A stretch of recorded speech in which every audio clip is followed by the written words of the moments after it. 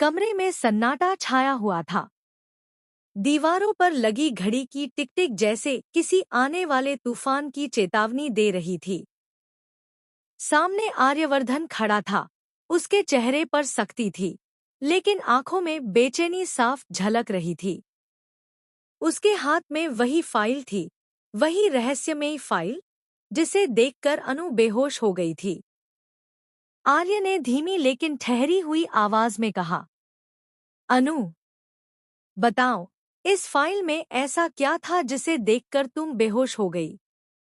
अनु चुप रही। उसकी आंखों में डर, उलझन और अधूरी यादों का तूफान चल रहा था। उसे बस इतना याद था कि उस फाइल में कुछ ऐसा था जिसने उसकी रूह तक हिला दी थी। लेकिन क्या? वह याद नहीं कर पा रही थी। आर्य ने टेबल पर फाइल रखी और कहा, मैं ये फाइल वापस ले आया हूं। अब बताओ, इसमें तुमने क्या देखा था? अनु कांपते हुए आगे बढ़ी। उसके हाथों में हल्की कंपन थी। उसने फाइल खोली, पन्ने दर पन्ने पलटे, पर अचानक उसका चेहरा फीका पड़ गया। वह पेज, वो पेज तो था ही नहीं। जिस पेज पर उसने राजनंदिनी का सिग्नेचर देखा था, वही पन्ना फाड़ दिया गया था। नहीं, ये नहीं हो सकता। अनु की आवाज कांप गई। आर्य ने झटके से फाइल उसके हाथ से छीनी और देखा, सचमुच, वह पेज गायब था। उसकी नजरों में गुस्सा और शक दोनों थे। वह गहरी आवाज में बोला, जेंडे, तुमने वो पेज क्यों फाड़ा? तुम्हें ऐसा करने का हक किसने दिया?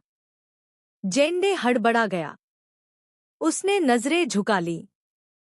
सर, मैंने सोचा वो पेज अब जरूरी नहीं था। आर्य गरज उठा। जरूरी नहीं था? वो पेज ही तो इस रहस्य की चाबी था। हमें पता करना था कि अनु ने आखिर ऐसा क्या देखा था जिससे वो बेहोश हो गई।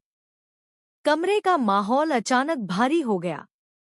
अनु के कानों में फिर वही आवाज गूंजने लगी, वही पुरानी चीखें, वही झिलमिलाती यादें। जैसे अतीत उसे पुकार रहा हो।